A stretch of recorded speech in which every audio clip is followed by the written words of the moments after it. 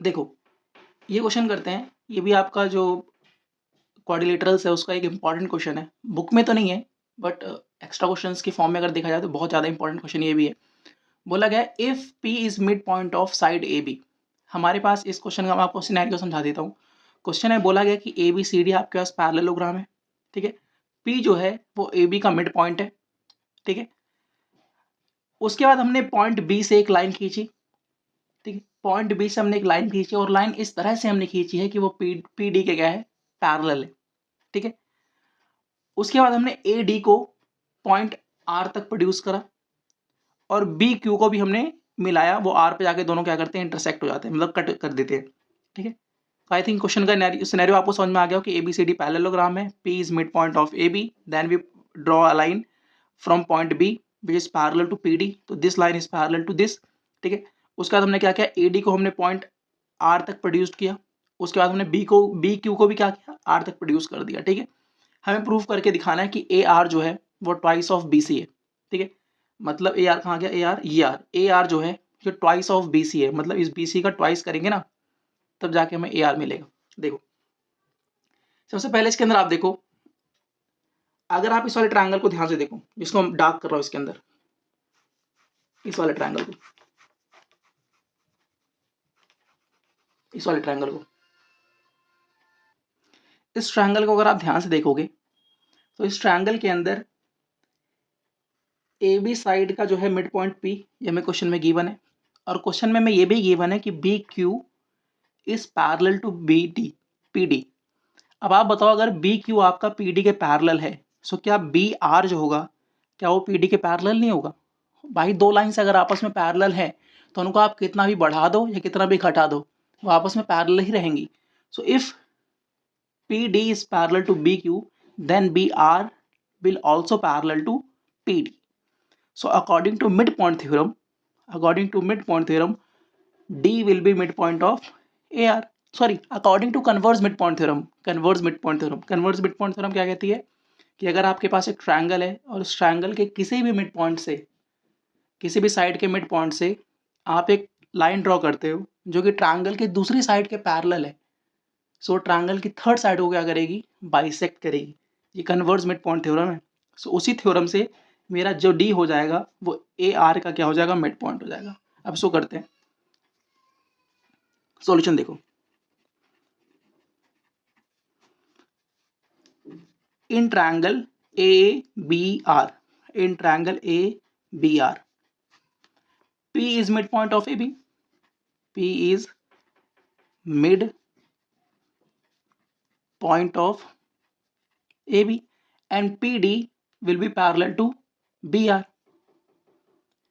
देखो PD will be parallel to BR, PD जो जाएगा वो पैरेलल हो जाएगा BR के, ठीक है। देन जो ये D हो जाएगा, ये क्या हो जाएगा, D is midpoint of AR। अब यहाँ पे रीजन लिख दो आप, converse mid point theorem, converse mid point theorem, ठीक है। अब देखो यहाँ तो मैंने शॉर्ट फॉर्म में लिख दिया है लेकिन एग्जाम में आपको पूरी स्टेटमेंट लिखनी पड़ेगी, ठीक है। तो ये देख लिए तो मैंने अपने समझाने की मतलब मेनली मैंने आपको समझा दिया, लेकिन एग्जाम में आपके टीचर्स अगर नहीं मानेंगे तो you have to write full statement की, या स्टेटमेंट क्या था अभी मैं लिख भी दूंगा स्टेटमेंट क्या है। तो मैं मेनली मेरा समझाने का काम तो मैंने समझा दिया, आपको यहाँ पे पूरी स्टेटमेंट लिखनी पड़ेगी स्कूल में, ठीक है।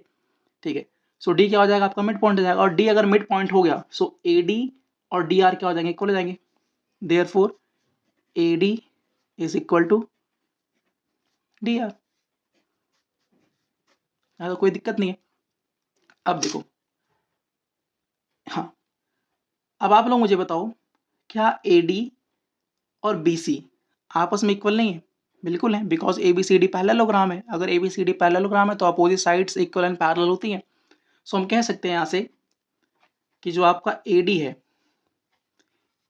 A D is equal to B C, opposite sides of parallelogram, opposite sides of a parallelogram, ठीक है। अब बात आओ, लेकिन अब देखो अगर आप ध्यान से देखोगे ना तो मुझे ट्वाइस ऑफ BC चाहिए, मुझे एक BC नहीं चाहिए, मुझे 2 BC चाहिए। तो अगर मुझे यहाँ पे एक BC और चाहिए तो मैं क्या करूँ, एडिंग BC बोथ साइड कर दूँ। कर सकते हैं भाई, एडिंग BC बोथ साइड कर दो तो आपको ट्वाइस ऑफ BC मिल जाएगा। एडिंग BC बोथ साइड, तो ऐड करो। सो AD प्लस BC, यहाँ आ जाएगा BC प्लस BC। देखो दोनों तरफ मैंने क्या कर दिया, BC ऐड कर दिया। अब BC प्लस BC कितना हो जाएगा, twice of BC। And AD plus, अब देखना है यहाँ इंटरेस्टिंग बात है, हम सबको पता था कि AD आपका जो है वो BC के इक्वल था। देखो अभी हमने पढ़ा ना कि AD जो था वो BC के इक्वल था, और हमें ये भी पता है कि AD जो है DR के भी इक्वल है। भाई दिस पोर्शन AD जो था वो BC के इक्वल है कि नहीं है, बिकॉज ABCD पैरेललोग्राम। और अभी हमने प्रूफ कर दिया था कि जो D है ना वो AR का मिड पॉइंट है, और D अगर जो है वो AR का मिड पॉइंट है तो ये AD जो होगा वो किसके इक्वल भी होगा, होगा कि नहीं होगा। सो आप बताओ क्या BC की जगह पे, क्या मैं BC की जगह पे DR लिख सकता हूँ, क्योंकि BC बराबर है AD के और AD बराबर है DR के, तो घूम फिर के जो BC है वो भी तो DR के बराबर हो गया। तो मैं क्या कर सकता हूँ, यहाँ मैं BC की जगह पे क्या लिख सकता हूँ, DR। अब बताओ AD प्लस DR क्या बन रहा है, AD प्लस DR मिलके AR बन गया कि नहीं बन गया पूरा। तो यहाँ पे मैं क्या लिख सकता हूँ, AD प्लस DR मेरा क्या बन गया, AR। ये हो गया ट्वाइस ऑफ BC। ठीक है, ये मुझे पहली जो पहला मुझे गिवन, जो पहला प्रूफ करने के था वो मैंने प्रूफ करके दिखा दिया। ठीक है, फर्स्ट थिंग। अब सेकंड में मुझसे क्या बोला है कि BR जो है वो ट्वाइस ऑफ BQ है, ये मुझे प्रूफ करके दिखाना है। मतलब कि जो BR है ना, ये BR जो है ये ट्वाइस ऑफ BQ है, मतलब BQ का अगर मैं ट्वाइस करूंगा, दुगना करूंगा, तब जाके मुझे BR मिलेगा, ये प्रूफ करके दिखाना है। तो ये फर्स्ट पार्ट तुम्हारा हो गया। सेकंड पार्ट करते हैं। देखो ये इंपॉर्टेंट क्वेश्चन है, ध्यान से करना। अब देखो, अब आप क्या करो, अब आप देखो इस वाले ट्रायंगल को। ठीक है, ट्रायंगल अगेन वही लेते हैं। ठीक है, ट्रायंगल अगेन वही लेते हैं।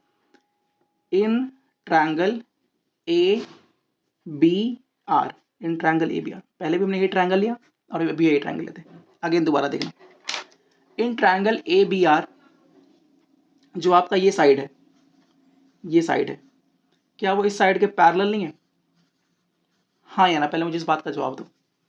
ट्रायंगल ABR के अंदर क्या ये DQ आपका AB के पैरेलल नहीं है, बिल्कुल है, क्योंकि भाई ABCD पैरेललोग्राम है, और ABCD अगर पैरेललोग्राम है तो अपोजिट साइड्स पैरेलल होंगी, मतलब AB जो है वो CD का है, पैरेलल है। सो अगर AB आपका CD के पैरेलल है तो क्या आपका AB DQ के पैरेलल नहीं होगा, बिल्कुल होगा। और अभी हमने प्रूफ कर दिया कि Q जो है वो AR का क्या है, मिड पॉइंट। अभी हमने प्रूफ किया, देखो ये रहा, D is mid point of AR, तो D जो है वो AR का क्या है, मिड पॉइंट, हमने प्रूफ कर दिया। सो खुद सोचो, this side is parallel to this side and this point is midpoint of this side. So according to Converge's midpoint theorem, क्या ये जो होगा इसका मिड पॉइंट नहीं होगा, बिल्कुल होगा। तो यहाँ पे लिख लेते हैं। तो क्वेश्चन हमने क्या क्या देखा, इन ट्रायंगल ABR जो आपका AB है वो DQ के पैरेलल है, AB is parallel to DQ and D is midpoint of AR, D is midpoint of AR, then जो Q हो जाएगा वो Q जो हो जाएगा वो BR का क्या हो जाएगा, midpoint. Then Q is mid point of BR। ठीक है, अब अगेन यहाँ पे स्टेटमेंट लिखनी पड़ेगी आपको। ठीक है, तो मैं यहाँ पे स्टेटमेंट भी लिख देता हूँ, a line drawn from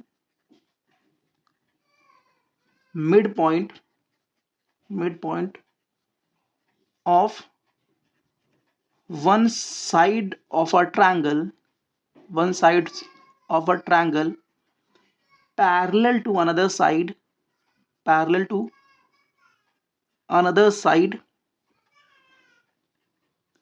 bisects the third side। bisects the third side बोल दो या रिमेनिंग साइड बोल दो। तो देखो मैंने वही तो बोला कि अगर आप ट्रायंगल के किसी भी मिड पॉइंट से, ट्रायंगल के किसी साइड के मिड पॉइंट से आप एक ऐसी लाइन ड्रॉ करते हो जो कि ट्रायंगल की दूसरी साइड के क्या है, पैरेलल है, सो वो लाइन ट्रायंगल की थर्ड साइड को जाके क्या कर देगी, बाइसेक्ट कर देगी। तो Q जो हो गया वो BR का क्या हो गया, मिड पॉइंट हो गया। अब देखना, अब जैसे ही आपका क्यू जो हुआ वो बी आर का मिड पॉइंट हो गया, सो बी क्यू और क्यू आर बराबर हो जाएंगे कि नहीं हो जाएंगे? तो यहाँ पे हम लिख देते हैं देयरफॉर बी क्यू जो हो गया वो किसके इक्वल हो गया? क्यू आर के। ठीक, ये हो गया। अब देखना ध्यान से, मुझे बोला क्या गया था, मुझे चाहिए B R equal to twice of B Q, मुझे 2 बी क्यू चाहिए, लेकिन यहाँ पे तो मेरे पास एक ही बी क्यू है। तो आप क्या करो, adding B Q both side कर दो। जैसे आप दो तरफ बी क्यू ऐड करोगे, हो जाएगा B Q plus B Q equal to B Q plus Q R. देखो मैंने दोनों तरफ बी क्यू ऐड कर दिया। अब B Q plus B Q कितना हो जाएगा बताओ? Twice of B Q. B Q plus Q R कितना हो जाएगा? देखो B Q plus Q R कितना हो जाएगा? B Q plus Q R कितना हो जाएगा? बी आर हो जाएगा। हो गया बी आर। ठीक है, और ये मैं प्रूफ करके दिखाना था, हैंस प्रूव्ड। समझ में आया कि नहीं आया? ये मैं करके दिखाना था। तो इंपॉर्टेंट क्वेश्चन थे ये भी।